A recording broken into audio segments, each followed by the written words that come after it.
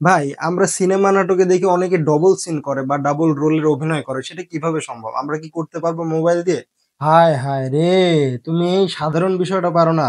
আচ্ছা ঠিক আছে, আজকের ভিডিওতে তোমাকে দেখাই দিচ্ছি যে কিভাবে ডাবল রোল বা ডাবল সিনের অভিনয়গুলা তুমি মোবাইল দিয়ে করতে পারবে।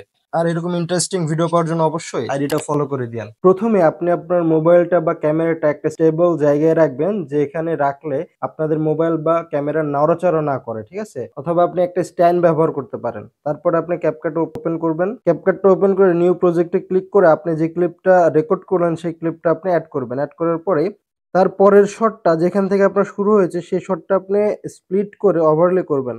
ওভারলে করে নিচে নিয়ে চলে যাবেন।